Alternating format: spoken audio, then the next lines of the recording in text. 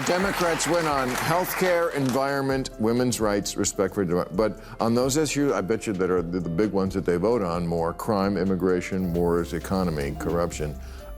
So that's the takeaway there. The only thing the Democratic Party stands for today is opposition to Donald Trump. Yeah. And I just read Kamala Harris's new book, 107 Days. No, you didn't. I did.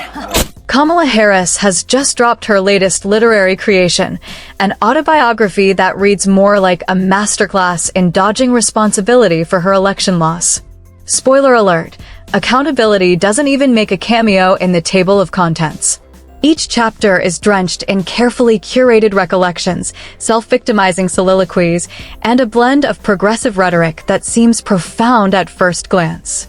But take a moment, read between the lines, and you'll quickly realize it's more style than substance.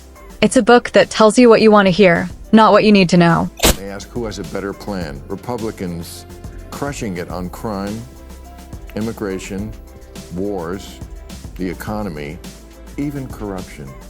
Democrats win by 2 points on respect for democracy. Now, some of this is just because people are f***ing stupid. Enter Bill Maher, our fearless anti-woke gladiator, stepping onto the stage with the precision of a surgeon and the biting humor of a stand-up comic. Armed with nothing but a scalpel of sarcasm and a total lack of anesthesia, he goes to work, cutting through Kamala's carefully constructed excuses. What's left behind is a startlingly clear picture, a politician lost in her own theatrics, desperately trying to play the role of a profound thinker. Hold on tight, because this is going to sting. Perpetuating victimhood, especially when it's false, is not a great advertisement for leadership. Kamala Harris's new memoir of the 24 election is called 107 Days, but it should have been called Everyone Sucks But Me. 107 Days is a victim's title because, get it, she only had 107 days to win.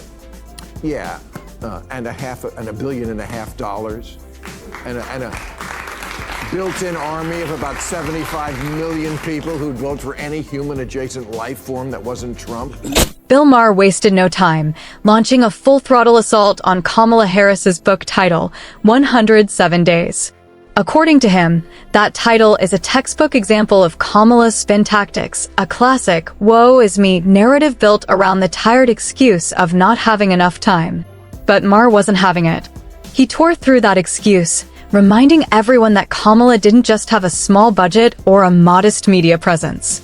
No, she had one of the largest campaign war chests in history, a mainstream media that fawned over her like political royalty, and a staggering 75 million voters who would have voted for a box of rocks as long as it had a D next to its name.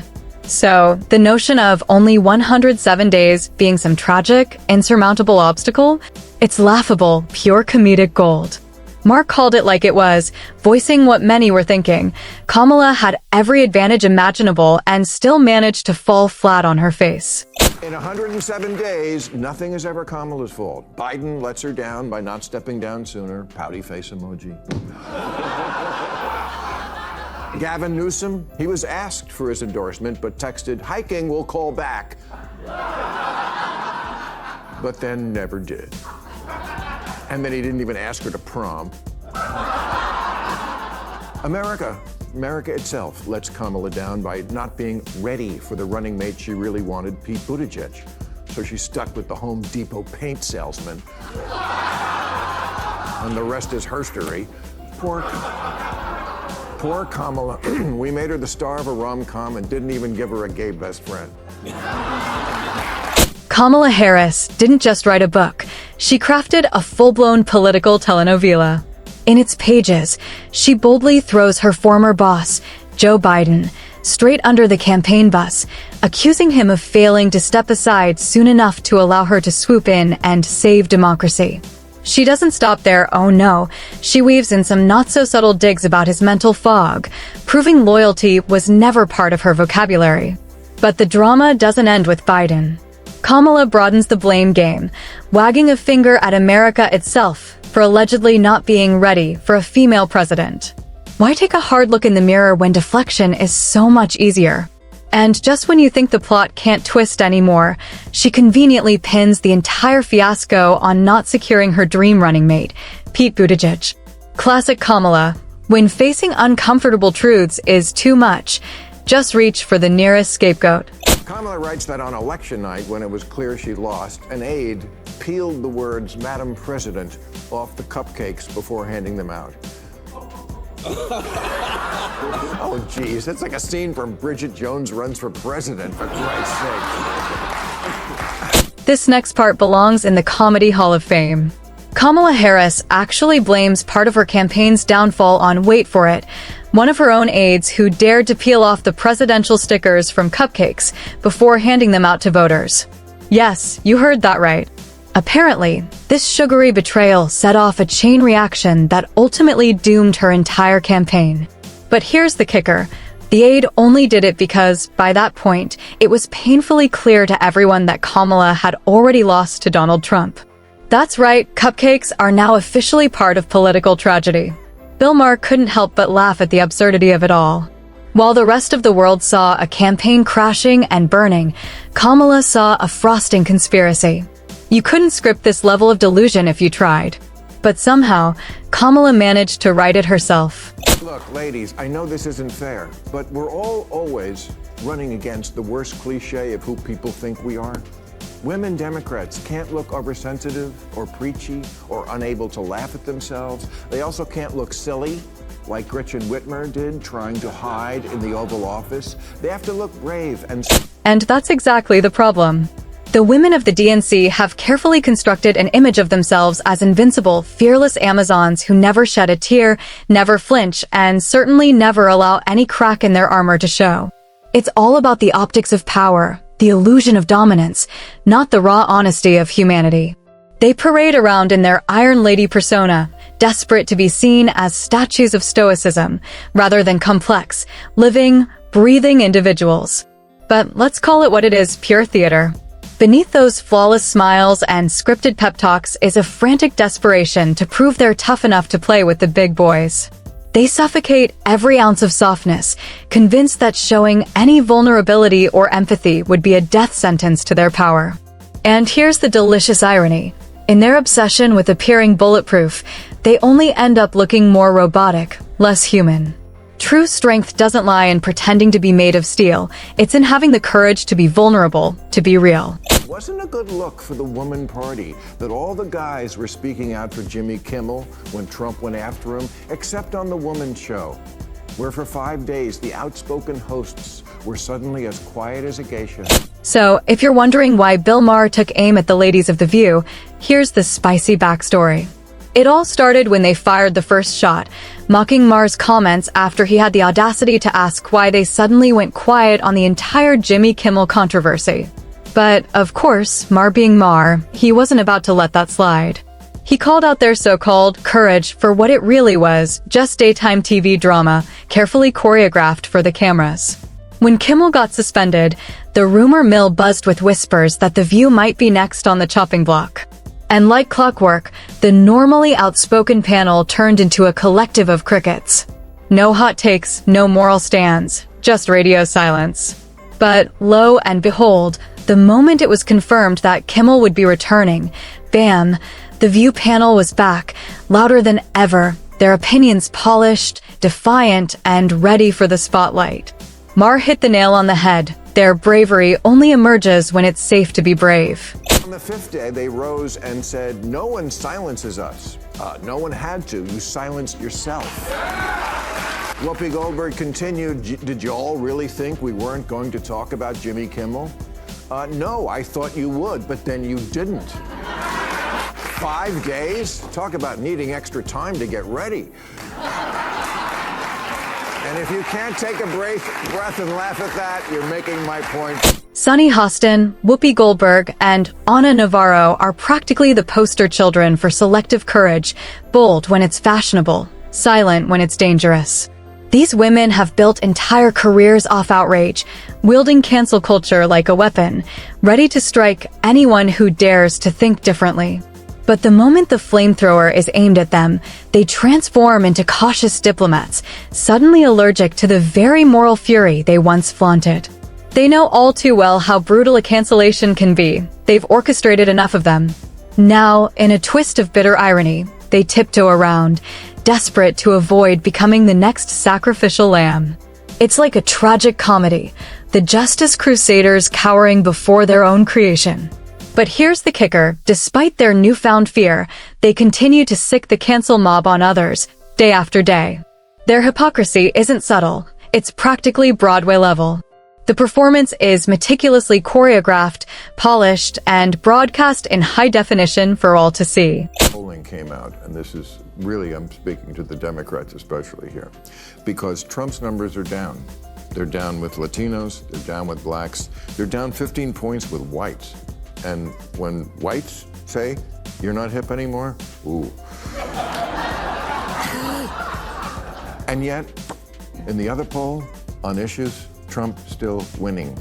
So this is your big opportunity, Democrats. He's down in the numbers, and you still can't score. The DNC just can't seem to get its act together, and the reasons are piling up like a tragic sequel no one asked for. There's no real leader at the helm, no one with the charisma or vision to unite and inspire, no one strong enough to steer the ship through the storm. Instead, the party is stuck, marooned in its own echo chamber, still dancing to the beat of the fringe woke left. It's a political terrarium, where groupthink spreads like mildew, and any spark of dissent is quickly smothered before it has a chance to ignite. Instead of confronting reality, they're clinging to fantasy, confusing hashtags with real strategies. And if that weren't enough to add to the dysfunction, Kamala Harris has now taken it up a notch by throwing her own party under the bus. Rather than owning up to one of the most spectacular faceplants in DNC history, she's busy orchestrating a blame symphony and rewriting the past. It's the kind of chaos dressed up as leadership, and once again, the Democrats are left footing the bill. Democrats win by 2 points on respect for democracy. Now, some of this is just because people are stupid. 2 points on respect for democracy. Democrats win on healthcare, environment, women's rights, respect for democracy. But on those issues, I bet you that are the big ones that they vote on more: crime, immigration, wars, economy. When it comes to pure popularity, sure, Donald Trump might be slipping a bit.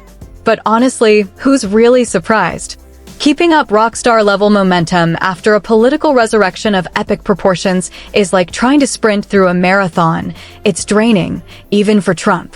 However, here's the twist: while his poll numbers may fluctuate, he's still dominating where it truly matters, at the kitchen table. The issues that keep average Americans awake at 2 a.m. On the economy, Trump remains the figure that many working-class folks still associate with cheaper groceries and fatter paychecks. On the border, he's the only one who actually sounds like he's ready to take action, no excuses. And on the world stage, his unapologetic America First stance continues to resonate loudly, undeterred by shifting opinions. So no, Trump might never win a popularity contest at brunch with the political elite, but when it comes to real-world performance, he's still leaving everyone else in the dust. Democrats win on healthcare, environment, women's rights, respect for democracy. But on those issues, I bet you that are the big ones that they vote on more: crime, immigration, wars, economy, corruption. So that's the takeaway there. The only thing the Democratic Party stands for today is opposition to Donald Trump. Yeah. And I just read Kamala Harris's new book, 107 No, Days. you didn't. I did? No, you didn't. I'd like to... I'll say a lot of lies on this show, but I won't take that. I will not. Let's be real. That's the entire playbook for the Democratic Party these days. The never-ending Stop Trump tour. It's their brand, their obsession, their full-time gig. They've wrung every last drop of political juice from the anti-Trump narrative like it's the only thing keeping them afloat. Sure, it worked when Biden used it to power his way into the White House the first time. But when Kamala Harris tried to rerun that same tired script, voters weren't having it. They'd hit their breaking point with the constant Trump bashing and were desperate for something real: ideas, solutions, leadership. But when they looked to the DNC for answers, all they saw was an empty stage and a fog machine. No clear economic vision, no coherent border plan, no sense of direction, just recycled outrage and focus-grouped slogans. The Democrats spent years building their identity around hating one man. But now that the outrage has lost its fuel, what's left? An echo. Hollow, leaderless, and completely out of touch with the very voters they claim to understand. Diary of what happened, but I was looking for, okay, and what's the plan for the future? There wasn't any, and she's just indicative of the party at large. And by the way, that's one of the reasons she lost. She's rewriting history in the book, too. She's now against men and women's sports. Like, come on. Like, they tried to dismantle Title IX against women when she was vice president. Right. I mean, that's just one of many examples. She could have had 701 days and would have still lost that race. But you're right. The data says it's cost of living, it's inflation, it's immigration, illegal immigration, all those things. Everything else is at the bottom. And by the way, law and order crime. 107 days, way too many for anybody, but including her. Right. But the more they got to know her, the less they liked her. I've said this many times on this show. Other countries don't do this. They don't have years to. In the end, Bill Maher's takedown of Kamala Harris and the Democratic establishment was nothing short of a masterclass in brutal honesty, sharp, relentless, and painfully spot on. The DNC is adrift with no clear leader, no compelling message, and no connection to the real concerns of everyday Americans. Between Kamala's Olympic-level blame-shifting, The View's performative courage, and the party's obsessive fixation on Trump, it's glaringly obvious that the movement has lost its soul somewhere between hashtags and hubris. Maher didn't just speak for himself. He voiced what millions of voters have been quietly thinking. The Democrats aren't losing because of Trump. They're losing in spite of him. Until they break free from the cult of wokeness and embrace the hard truth of accountability, they'll keep churning out memoirs of failure instead of stories of redemption. It's a political circus that's lost its plot. Maher cut through the smoke and mirrors, offering a rare glimpse of the cold, uncomfortable reality.